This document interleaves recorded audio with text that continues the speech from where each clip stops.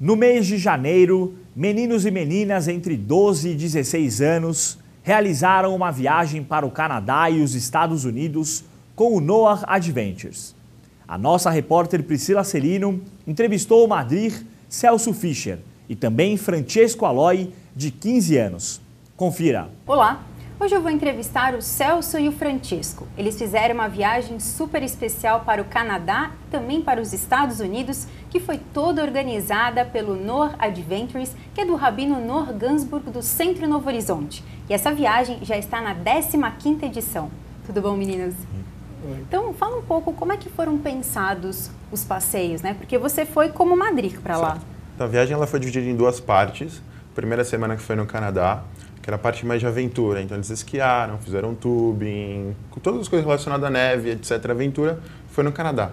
A outra parte da viagem em Nova York foi a parte um pouco mais cultural, contemporâneo, vamos dizer, que as crianças iam para alguns museus, Estátua da Liberdade, Empire State, e também depois fizeram algumas coisas em relação a shopping, conheceram alguns lugares mais específicos. E depois onde a gente estava, para o nosso lugar que a gente dormia, era o bairro do Crown Heights, que é o bairro Chabad hoje em dia em Nova York. E lá foi onde começou o crescimento da cultura Chabad no Brasil, nos Estados Unidos e no mundo.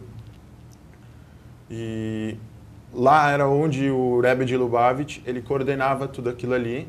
Vocês, na verdade, então puderam vivenciar o judaísmo lá. Já que vocês estavam em um bairro judaico, um bairro racídico, vocês puderam ter uma imersão no judaísmo, seria isso? Sim, sim. Eles estavam circundados no bairro totalmente, então todas as lojas eram com as vestimentas um pouco mais características do lugar, todos os restaurantes que estavam em volta na kasher, os supermercados só vendiam coisa kasher. Tudo que eles tinham uma imersão total no judaísmo. O que eles viviam no Brasil, eles iam ver agora com o selo judaico. E como é que foi a estrutura que vocês tiveram lá? Então teve uma grande a estrutura organizacional foi muito boa. Então primeiro que o Rabino ele alugou apartamentos em todo o bairro muito bem distribuídos, localizações boas para as crianças conseguirem entender como era o ambiente e também conseguir chegar nos pontos de encontro com facilidade.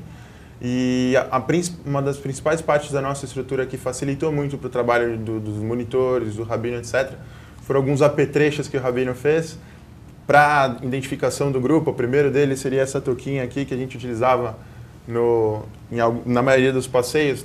Você conseguia enxergar de longe uma criança com uma touca laranja, né? Todo mundo que usa uma touca laranja. Então você já via, ó, tem uma criança lá.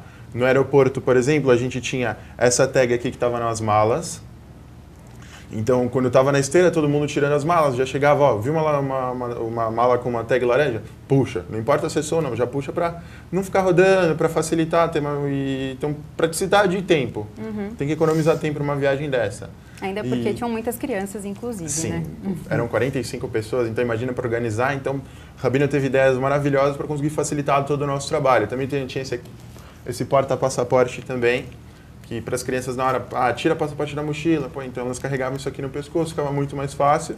E também a mochila que o Rabino preparou para o grupo, que tinham em 3 cores diferentes, para facilitar a identificação também no aeroporto mesmo. Olha, tem uma mochila dessa cor passando, então puxa porque é do grupo. Sempre foi muito mais fácil por causa disso. E Francesco, você recentemente fez o Brit Milá, né? E Sim. Com isso você acabou se aproximando ainda mais da comunidade judaica. Então o que representou para você fazer esta viagem, esta imersão no judaísmo, principalmente em Nova York? Foi uma imersão de verdade na cultura judaica e com as pessoas que podiam me ajudar, como os madrihim e todos os meus amigos que eu fiz na viagem, porque eu não conhecia ninguém de judeu aqui em São Paulo, e quando eu fui nessa viagem, eu fui com o objetivo de me reconectar com o judaísmo e de trazer comigo da viagem meus amigos, né, para conseguir depois aqui em São Paulo continuar com o judaísmo, continuar com essas pessoas aqui em São Paulo. E como no caso do Francesco, que está se conectando ainda mais à comunidade judaica, uma viagem como essa para jovens, né, de 12 a 16 anos, é realmente uma forma de fazer uma ligação ainda mais forte com o judaísmo, uma viagem como essa?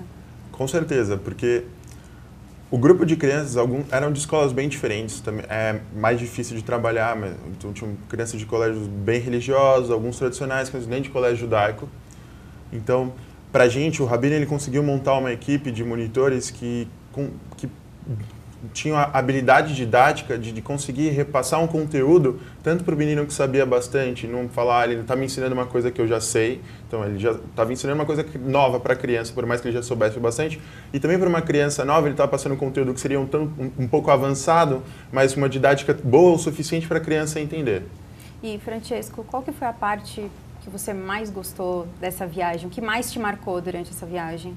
Então, eu acho que foi a casa do Rebbe e a tomba do Rebbe, porque foram os dois lugares onde senti uma força maior, uma força judaica muito forte e que me fez entender como que o que me fez tipo conectar realmente com o judaísmo foi esses dois lugares que me fizeram abrir os olhos, né, no mundo judaico. E Celso, você estava falando dessa função do madrir, né, de ensinar. Além de ensinar, o que mais que o madrir tinha que fazer durante essa viagem? Então, eu quando vou para a viagem, falo, você vai ser o madrir. O madrir para tradução direta do hebraico seria o encaminhador. Mas eu traduzo para mim mesmo como o irmão mais velho das crianças. Eu acho que eles têm que confiar em mim o suficiente para passar qualquer problema. Eles estão longe de casa, é difícil para eles de alguma maneira, tanto quanto é para mim. E eu quero que eles se sintam à vontade comigo o suficiente de se abrir para qualquer tipo de problema que aconteça dentro ou fora da viagem, para eles compartilharem algum tipo de experiência. Eu estava ali no túmulo do Rebbe e eu me senti diferente, eu me senti conectado. Tinha situações que algumas, como o Francesco já falou, que no túmulo do Rebbe tem um costume de escrever uma carta que eles chamam de pan. E tinham crianças que mal sabiam o que era o significado daquela carta, ou nem sabia por que faziam aquilo, e começaram a escrever, e eu falei, tá bom, daqui a 5 minutos eles acabam. Eles passaram 2 horas escrevendo, sabe, se abrindo e pedindo bênção, agradecendo por alguma coisa, porque eles, com o tempo de todo o conteúdo que a gente passou, eles começaram a entender que o Rebbe de Lubavitch era intermediário entre nós e Deus. Então eles queriam agradecer por intermédio dele, para agradecer a Deus, fazer pedidos. Foi maravilhoso tudo que foi acontecendo na viagem. E Francesco, qual é o maior aprendizado que você vai levar dessa viagem? Então, eu acho que o maior aprendizado foi entender um pouco a religião judaica, né? Quanto eles me falaram, que foi muito. E também trazendo a amizade, né? Porque foi realmente, acho que uma viagem para conectar as pessoas, tipo, trazer para São Paulo amigos novos, para depois, na vida, ter esses amigos. Então, por que os jovens devem fazer essa viagem? Tem a amizade, tem o judaísmo, o que mais? Qual a maior importância de se participar de uma viagem como essa? Primeiramente porque o grupo em si, a gente tem uma paciência, uma visão que geralmente quando a criança às vezes tem a oportunidade de fazer essa mesma viagem com os pais, não vai ser com a mesma intensidade, não vai ser com... Eles vão poder esquiar, por exemplo, eles vão esquiar por 10 horas com os pais? Provavelmente não. Então vai ser uma experiência não tão intensa quanto a nossa. A gente fez uma viagem exclusivamente para isso, para se divertir, para as crianças aprenderem também. E o que você diria então para os jovens que querem fazer uma viagem? Você que foi, por que eles devem fazer? Então, eu acho que eles devem fazer porque é uma experiência única. Você sempre vai para umas viagens com os pais, com familiares, mas quando você vai sozinho, com os madrihim, com uma turma legal, você vê coisas, você aprende coisas que nunca vai aprender com os pais, que nunca vai poder fazer de novo. E uma coisa que ele falou do fato de estar com os amigos quando você vai com os pais, você está num carro, está você e seu irmão, então não tem todo aquele entretenimento de você estar com 40 pessoas da sua idade. Então tá no ônibus, tá todo mundo cantando, todo mundo dançando. É um clima extremamente diferente, porque você está com pessoas que você se identifica não pelo laço sanguíneo em si, mas você se identifica porque ele tem a mesma idade do que eu, ele está com a mesma cabeça, está na mesma série. Então, as semelhanças que as pessoas têm ali acabam você se englobando muito mais com o grupo, faz você se divertir mais. Muito obrigada pela entrevista. Obrigado. Obrigada. E você, continue com o Shalom Brasil.